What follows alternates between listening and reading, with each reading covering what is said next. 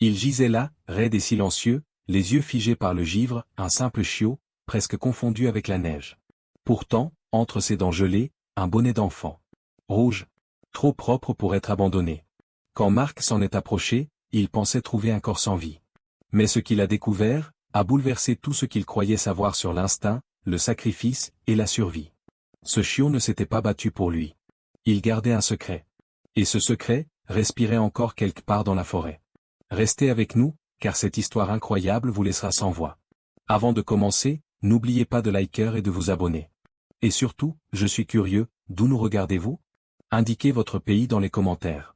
J'adore voir jusqu'où voyagent nos histoires. Je n'avais pas prévu de m'arrêter ce matin-là. La neige avait cessé de tomber, mais elle était partout, comme un linceul.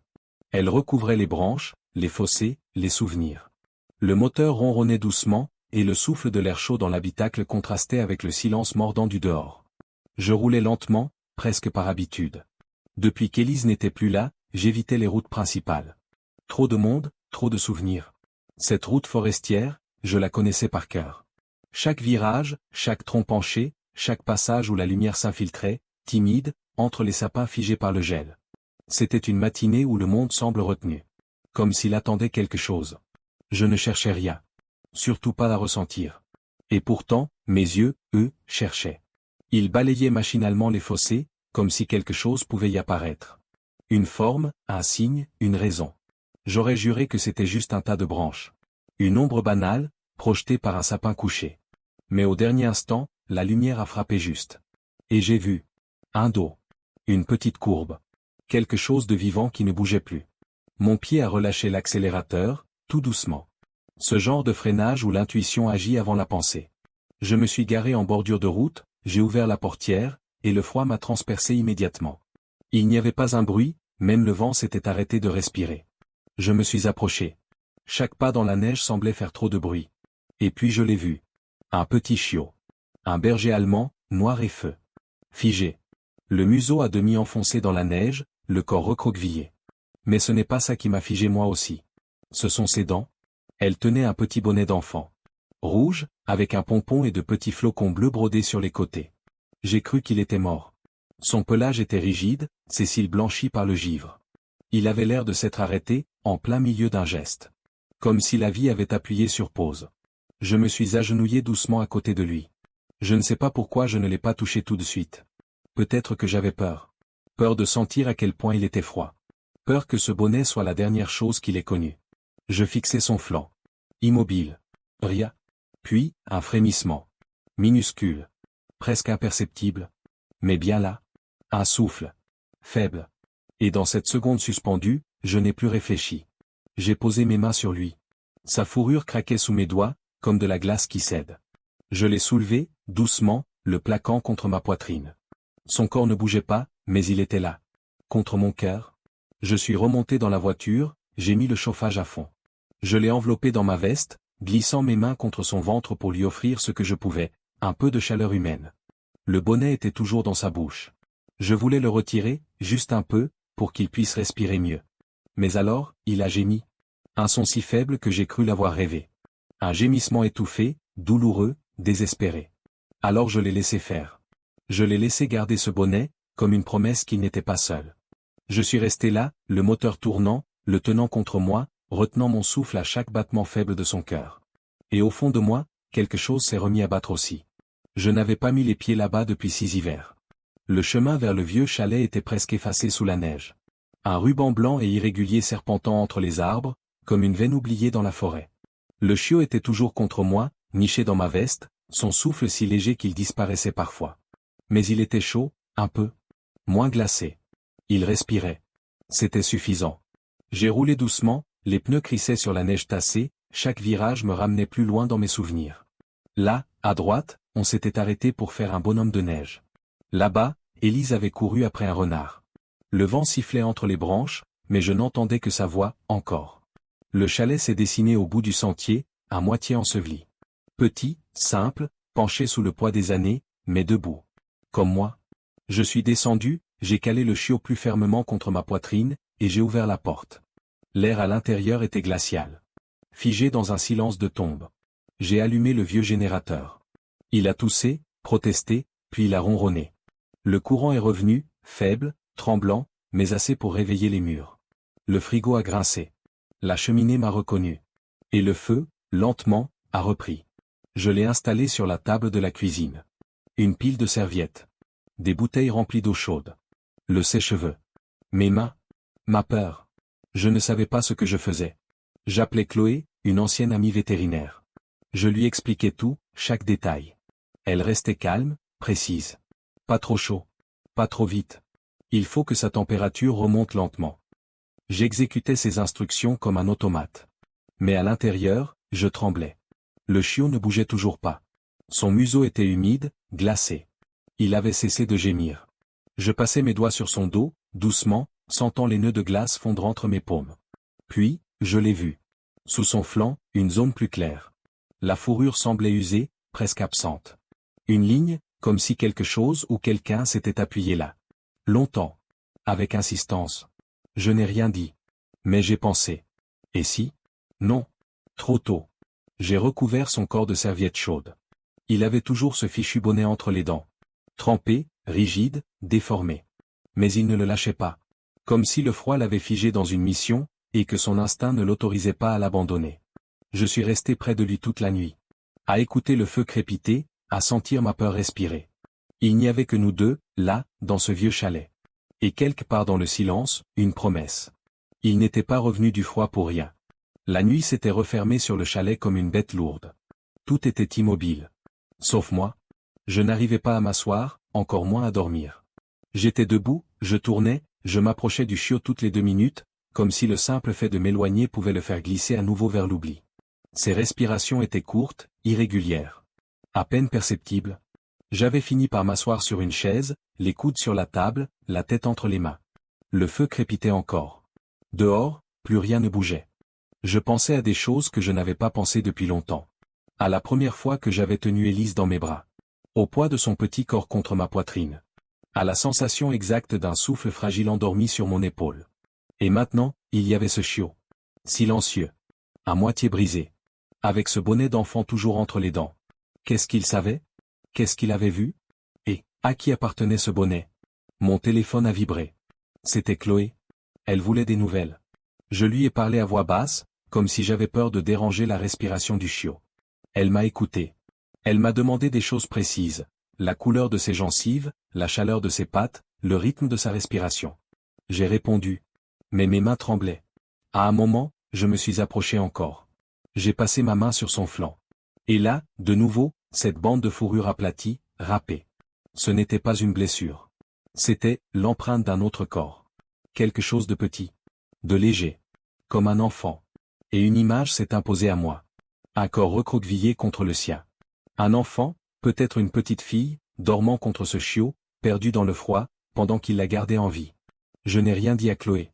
Pas encore. Mais j'ai senti quelque chose se nouer dans ma gorge. Il a bougé. Une fois. Un soubresaut. Ses pattes ont tremblé faiblement sous la serviette. Son museau s'est froissé. Je me suis penché, tout près. Et j'ai soufflé, tu tiens bon, petit. Tu fais ça pour quelqu'un, hein? Tu n'es pas resté dehors juste pour survivre. Il n'a pas répondu, évidemment. Mais son souffle a repris. Un peu plus fort. Et moi, j'ai senti un vieux muscle dans ma poitrine se remettre à battre plus fort aussi. J'ai remis une bûche dans le feu. J'ai changé les serviettes. Et je suis resté là, à regarder un chiot inconscient s'accrocher à la vie, comme s'il portait un message que je n'avais pas encore compris. Le jour s'est levé sans couleur. Un matin pâle, presque honteux d'exister, comme s'il savait ce que la nuit avait coûté. Je me suis levé lentement, les membres lourds, le dos raide d'être resté toute la nuit penché sur lui. Le feu avait tenu bon. À mes pieds, le chiot respirait encore. Faiblement. Mais il respirait. Je suis allé jusqu'à la vieille radio posée sur le rebord de la fenêtre. J'ai tourné le bouton, les grésillements ont envahi la pièce. Puis une voix, fatiguée, a surgi. Une voix de bulletin local. Une voix que personne n'écoute vraiment, sauf quand elle commence avec ce mot-là, disparition. Je me suis figé. Une fillette. 6 ans. Portée disparue depuis 2 jours. Dernière fois vue, près de la lisière, sur le versant nord. Partie jouer dans la neige. Vêtue d'un manteau bleu. Bonnet rouge avec pompons. Taille enfant. Il donnait les détails à voix basse, presque comme s'il n'y croyait déjà plus. Mon regard s'est immédiatement posé sur le chiot. Et puis sur ce bonnet. Rouge. Pompon. Taille enfant. Ce n'était plus un doute. Ce n'était plus une coïncidence. C'était une preuve vivante, grelottante, sur ma table de cuisine. J'ai senti mes jambes céder. J'ai dû m'asseoir. Un poids m'est tombé dans la poitrine. Et si? Et si ce chiot n'avait pas simplement survécu? Et si c'était lui qui avait tenu cette petite envie? Je me suis penché vers lui. Je l'ai observé. Chaque détail. Ses coussinets abîmés. Ses poils humides. Cette bande de fourrure usée sur le flanc. Ce n'était pas un hasard. Il avait été le rempart. Le manteau. Le dernier souffle d'espoir d'un petit corps gelé quelque part dans la forêt. J'ai pris mon téléphone. J'ai composé le numéro des secours. J'ai attendu qu'on me réponde. J'ai expliqué. Lentement. Chaque détail. Le chiot. Le bonnet. Le lieu. Les heures. Mon instinct. La femme à l'autre bout m'a écouté. Elle a pris des notes. Mais sa voix est restée prudente. Elle m'a dit qu'ils avaient déjà reçu des appels. Des indices flous. Rien de concret. Je comprenais. Elle était fatiguée. Ils avaient vu trop d'espoir se briser. Mais moi, je le voyais bien. Il bougeait la tête chaque fois que la porte s'ouvrait. Il dressait les oreilles au moindre son venu de l'extérieur. Il ne voulait pas rester ici. Il cherchait encore quelque chose. Ou quelqu'un. Je me suis agenouillé à côté de lui. J'ai glissé une main sous sa tête. T'as pas fini, hein? Il a gémi. Faiblement. Presque comme une réponse. Et pour la première fois depuis des années, je me suis senti utile. Pas pour sauver une vie. Mais peut-être, pour réunir deux âmes qui refusaient de se lâcher. Il allait un peu mieux. C'était imperceptible, mais je le voyais. Ses paupières frémissaient parfois, comme si ses rêves le rappelaient. Sa patte avant s'agita un instant pendant son sommeil, comme un réflexe, ou un souvenir. Mais surtout, il tenait toujours ce bonnet. Il le gardait entre ses dents avec une obstination presque douloureuse. Même endormi, même faible, il ne le lâchait pas. J'ai tenté une fois de le retirer doucement. Juste pour lui dégager la bouche, pour qu'il puisse respirer plus librement. Mais dès que mes doigts ont frôlé le tissu humide, sa mâchoire s'est crispée. Il a poussé un gémissement rauque, une plainte venue de loin. Alors j'ai reculé. J'ai compris. Ce bonnet, c'était tout ce qui lui restait d'elle. Sa mission. Sa mémoire. Peut-être même, sa raison de survivre. J'ai pris une photo du bonnet. Juste ça. Puis j'ai rappelé les secours. J'ai demandé s'ils avaient trouvé des affaires appartenant à la fillette disparue. J'ai parlé du bonnet rouge, des pompons, des étoiles brodées en fil bleu. La femme au téléphone a marqué un silence. Puis elle m'a dit que la mère de l'enfant avait bien mentionné un bonnet semblable, mais que sur place, il n'en avait retrouvé qu'un seul gant. Je me suis figé. Un gant. Un bonnet. Une moitié chacun. Comme s'ils s'étaient perdus en s'éloignant l'un de l'autre. Comme s'ils attendaient d'être réunis. Je voulais leur crier que le bonnet était là. Que le chiot ne l'avait jamais lâché. Qu'il l'avait porté comme un drapeau, un message, un cri muet dans la neige. Mais je n'ai rien dit. Je n'étais pas sûr que ma voix tienne. J'ai raccroché. Et je suis resté là, à le regarder. Ce petit être à peine vivant, qui refusait de lâcher un morceau d'enfance comme on refuserait de lâcher une main. Un peu plus tard dans la journée, la radio a grésillé à nouveau. Une voix. Nerveuse. Chargée.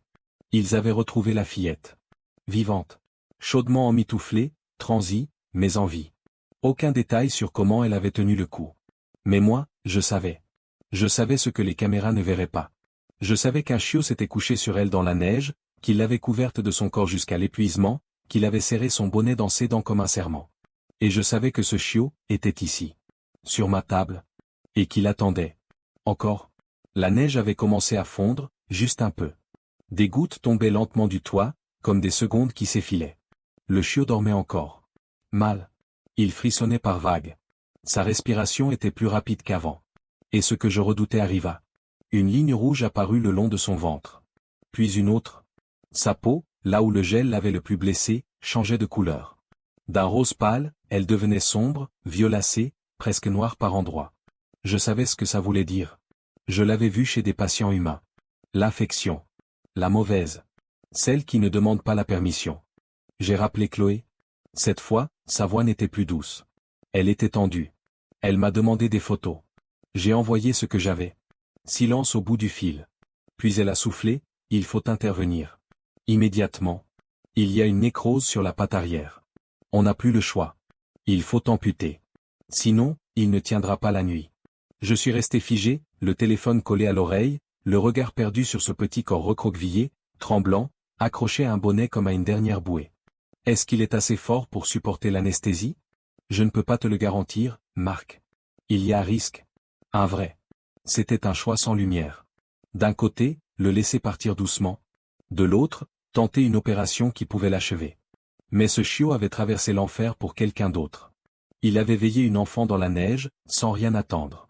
On ne peut pas abandonner un être qui a choisi de sauver avant de se sauver. J'ai dit oui. Pas à voix haute. Pas vraiment. J'ai juste serré la mâchoire, et j'ai dit, on le fait. Tu viens. 1 heure plus tard, Chloé est arrivée à la porte du chalet, en motoneige. Les joues rouges, les yeux humides. Elle a tout installé sur la table, dans le silence. On n'était plus 2 adultes. On était 2 cœurs suspendus. Avant l'anesthésie, j'ai pris le bonnet. Je l'ai glissé doucement sous la patte avant du chiot. Il a grogné faiblement, mais ne l'a pas repoussé. Je l'ai vu remuer une oreille. Et j'ai cru lire, dans son regard vitreux, quelque chose qui ressemblait à « j'y retourne ». Ne me laisse pas tout seul. Ils l'ont endormi. Et moi, je me suis assis. Les bras croisés. Le cœur en vrac. J'ai regardé cette petite vie être confiée à des mains tremblantes. Et j'ai pensé, tiens bon, petit. Cette fois, c'est à nous de veiller sur toi. Il était vivant. Pas tout à fait entier, mais vivant. La patte arrière était bandée, gonflée, immobile. Mais son torse, lui, se soulevait avec régularité. Et ses yeux s'étaient ouverts. Pas vraiment pour regarder. Plutôt, pour reconnaître. Il ne semblait pas savoir où il était, mais il cherchait. Une silhouette. Une odeur. Une voix. Chloé l'avait laissé dormir dans une grande caisse tapissée de couvertures. Moi, j'étais resté là. Assis. Sans dire un mot. J'aurais pu partir. Laisser les professionnels reprendre la suite. Mais je n'y arrivais pas. Il ne me regardait pas. Il regardait ailleurs. Comme s'il attendait encore quelqu'un d'autre. Puis Chloé est revenue. Avec une enveloppe. Pas de nom. Pas de timbre. Juste déposée à l'entrée du cabinet. Elle me l'a tendue sans rien dire. J'ai reconnu l'écriture tremblante d'un enfant, au crayon violet. À l'intérieur, il y avait un dessin. Une fillette. Allongée sous une forme plus grande, noire et feu. Un chien. Et cette forme, sur le dessin, avait une tache claire, exactement là où la fourrure du chiot était aplatie. Une bande précise, dessinée comme une cicatrice. Sous le dessin, 2 mots, merci, chien. Je suis resté figé. Je l'ai regardé. Il dormait. Mais quand j'ai approché le dessin de la vitre de sa caisse, ses yeux se sont ouverts. Lentement. Et il a bougé. Pas vers moi. Vers le papier. Comme s'il reconnaissait les couleurs. Comme s'il savait que ce dessin venait d'elle. Je n'ai pas réfléchi. J'ai attrapé le téléphone. J'ai appelé le numéro qui était griffonné en bas du dessin. Une voix fatiguée m'a répondu. Une femme. Sa voix tremblait autant que la mienne. Je n'ai posé qu'une seule question. Est-ce qu'elle demande encore après lui? Il y a eu un long silence. Puis elle a dit, chaque jour. Elle dit qu'il est resté sur elle, toute la nuit. Qu'il l'a couverte. Qu'il a veillé. Elle l'appelle son chien de chaleur. Son héros. Ma gorge s'est serrée. Je l'ai regardé. Ce chiot, cassé, muet, bandé, épuisé. Et j'ai compris. Il ne voulait pas survivre. Il voulait rentrer. Il était prêt. Pas guéri. Pas solide. Mais prêt. La porte de la clinique s'est ouverte. Un courant d'air a traversé le couloir. Et avec lui, une voix. Petite. Fine. Mais qui tranchait l'air comme une flèche. Il est vraiment là? Il a levé la tête. Instantanément. Ses oreilles, jusqu'ici molles, se sont dressées. Ses yeux se sont arrondis. Et sans attendre, il a essayé de se lever. Il a glissé, d'abord. La patte bandée ne répondait pas. Mais il a insisté. Une 2e fois. Puis une 3e. Ses griffes ont raclé le sol. Et il s'est traîné vers la porte. Elle est apparue. Petite. Fragile. Emmitouflée dans un grand manteau, des chaussettes d'hôpital dépassant sous son pantalon. Elle a lâché la main de sa mère. A fait un pas. Puis un autre. Et s'est agenouillée sur le carrelage froid. Sans dire un mot. Il est arrivé jusqu'à elle. Et au lieu de sauter, d'aboyer, de gémir, il s'est simplement effondré dans ses bras. Comme si enfin, il pouvait se reposer. Comme si c'était là qu'il devait être depuis le début. Elle l'a pris contre elle. A glissé ses petits bras autour de son cou. Et il s'est collé à elle, flanc contre ventre, museau contre cœur. Elle a murmuré, c'est lui. Il ne m'a jamais quitté. Même quand je lui ai dit qu'il pouvait partir. Autour d'eux, plus un bruit. Les vétérinaires, les bénévoles, moi, figé. Personne ne voulait briser ce moment. Personne ne le pouvait. Il avait retrouvé sa mission. Et elle avait retrouvé sa chaleur. Le reste s'est fait en silence. La famille a rempli les papiers. Moi, j'ai seulement regardé. Et écouté. Une semaine plus tard, je leur ai rendu visite. Dans sa chambre, il dormait au pied de son lit. La patte encore fragile, mais la respiration tranquille. Et juste à côté de lui, posé comme un talisman, le bonnet rouge. Toujours là. Parce qu'elle le posait chaque soir près de lui. Au cas où il aurait encore besoin de se souvenir. Je me suis assis, en retrait. Et j'ai pensé que parfois, ce sont les plus petits cœurs qui sauvent les nôtres. Il n'avait pas juste survécu à la tempête. Il avait veillé. Protégé. Et finalement, retrouvé le chemin. Merci de m'avoir écouté jusqu'au bout.